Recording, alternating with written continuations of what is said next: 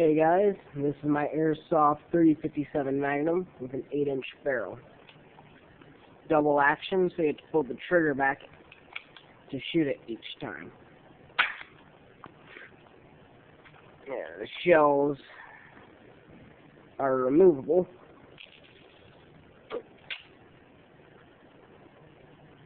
And it shoots at about 200 feet per second.